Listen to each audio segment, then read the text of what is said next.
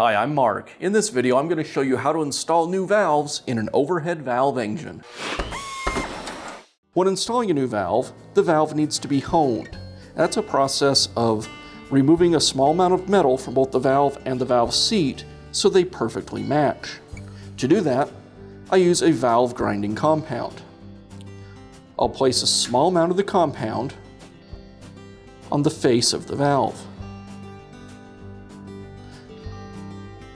This is an abrasive compound,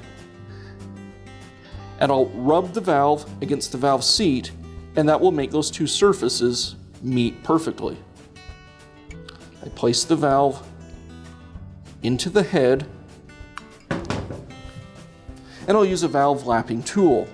This is just a stick with a couple different size suction cups, one on either end. I place the tool onto the valve, and this will allow me to spin the valve against the seat. I'll spin it like this for about 10 to 30 seconds, and the compound will lap the two surfaces together.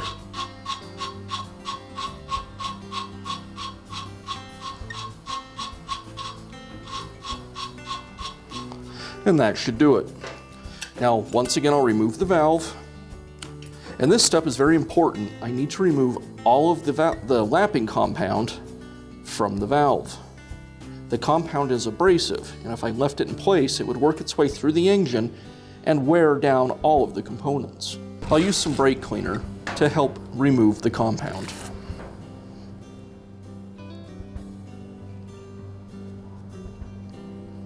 With the lapping compound removed, now I can install the valve. I'll use some assembly lube on the valve stem. This is just a thick, sticky grease that will lubricate all of these parts when I first fire up the engine. With the valve lubed, I'll insert it back into the seat, and now I can reinstall the spring and secure the valve with the keeper.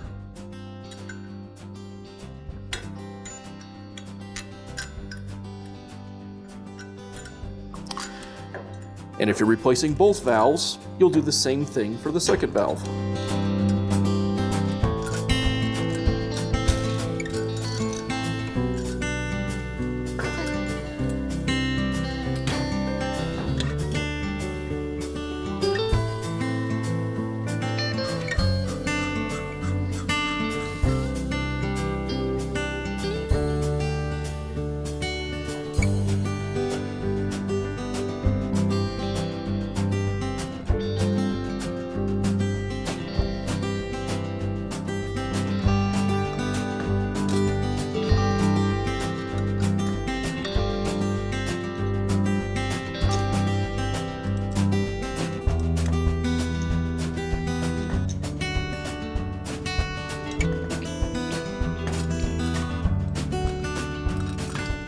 Now I can reinstall the valve head.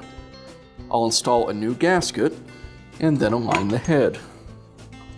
With the head in place, I'll reinstall the bolts. And for now, I'll just leave them finger tight.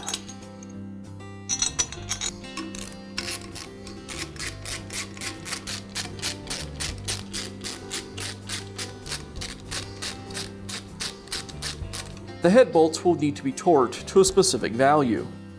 That will be different on each engine, and you'll need to refer to the manufacturer's specs or the manufacturer's service manual for these numbers. I'll use the torque wrench to tighten them.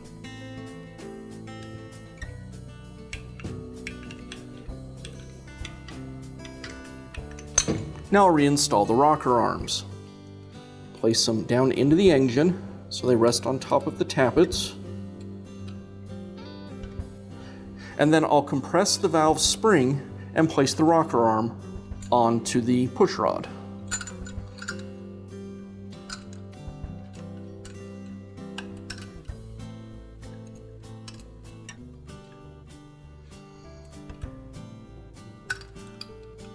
Now I need to set the valve clearance. I'll rotate the engine until the piston is at top dead center on the compression stroke.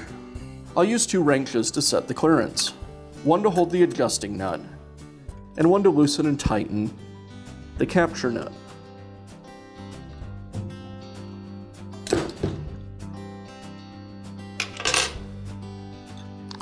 I'll use a feeler gauge to set the gap. Again, to get the correct gap, you'll need to consult the manufacturer of the engine and their service manual.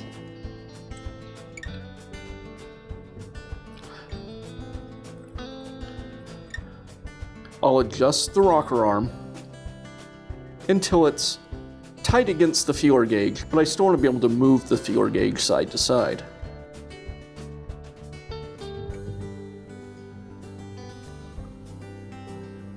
Also keep in mind, when you tighten the nut, it'll likely clamp down a little tighter on the feeler gauge.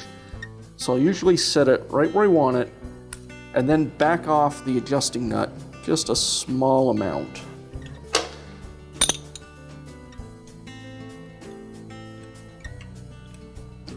I'll hold the adjusting nut and tighten the capture nut.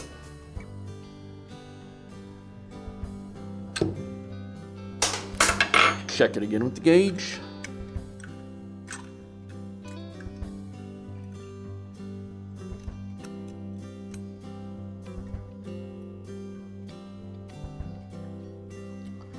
And that's good. Now I'll do the other valve.